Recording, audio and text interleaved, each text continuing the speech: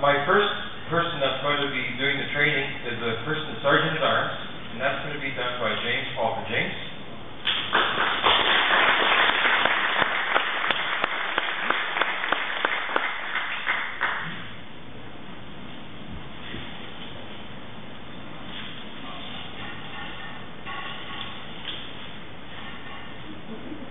I wasn't expecting this.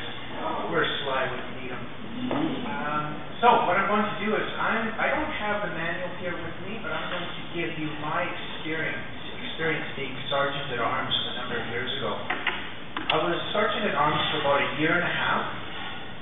I was press ganged onto the executive, and it was actually a great way to get onto the executive was through Sergeant at Arms. The important thing with Sergeant at Arms is to be early before the meeting starts. On Salt Spring Island, we start our meetings at 7 o'clock.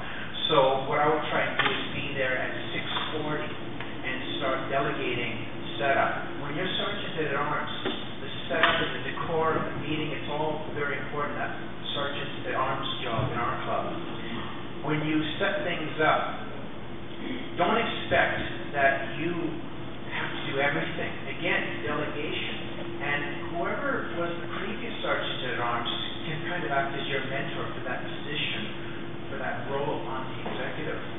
Don't hesitate to go to that person for help and advice. And they act as a bit of a resource. If you know who the previous chain of command was for Sergeant at Arms, you can get these people to help out. Also, if there are people in your club that you think would be a great Sergeant at Arms for the future of the executive, those are people that you keep close to you so that they can kind of learn the ropes for that time that you put the question to them that you would love for them to replace you on the executive. How many people here a long time ago were Sergeant at Arms? So we have a few hands in the audience. Will you please stand up?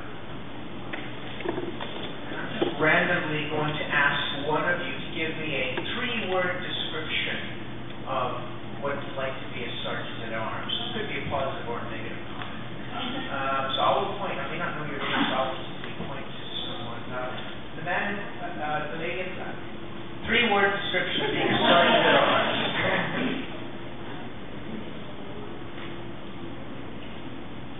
3 words.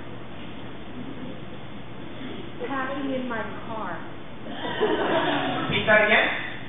Packing stuff in Packing my car. stuff in your car. Okay. Stan, 3-word description of what it was like being Sergeant at Arms. I think you were our first Sergeant at Arms. Yeah.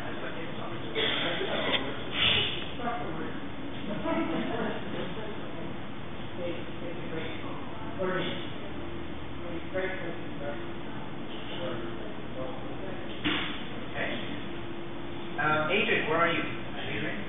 Stand up. You are a Sergeant at Arms right now. You've been for the last 4 months, plus you're a new member, 4 months fresh. 3-word description of what it's like to, of course, you're a new member, so I'm switching from old now to people who are current new Sergeant at Arms. What's a 3-word description of the experience? Treat people with sincerity. Okay. Are there other people here that are present Sergeants at Arms? Present Sergeant at Arms, just to raise 3-word description as to what it's like being Sergeant at Arms. Start the people on time. Start the people on time. Okay. Okay, thank you. Please sit down.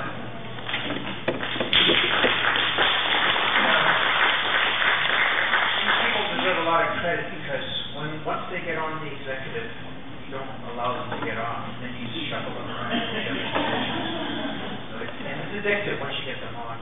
It's very physical. It's more physical, actually. Of all the roles, probably get the most exercise moving things around. One of the things that I did, again, this is from my own experience being a Sergeant at Arms, is I actually organized all of our equipment into 3 different bins. So we have our hardware bin, where we keep all our timing devices, and we have our software bin, which has all of our documents. And then we have our greeters bin, which is really a great idea, because the person who's coming into the greeter, they grab the greeter's box, they grab the table, and they set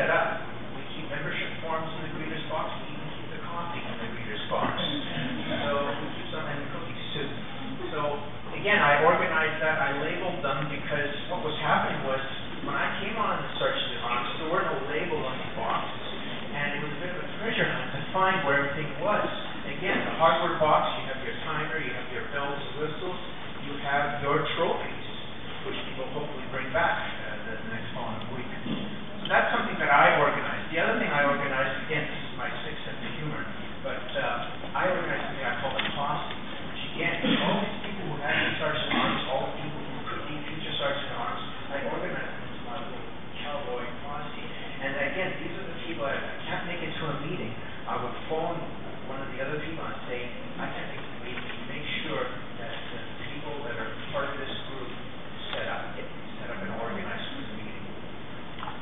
Little things, being a sergeant at arms, is easy to miss. For example, near the end of the meeting, when you do the awards, someone faces, say you have two people that actually win table talk, so it's going to be a tie.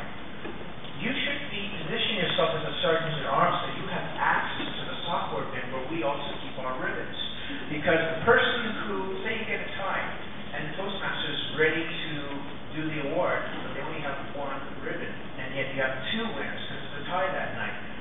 As sergeant at arms, I will be ready to dash over to the box, get the Toastmaster of that night the ribbon they need as soon as they call out that it's a tie, so that they can do it all fluidly in one motion.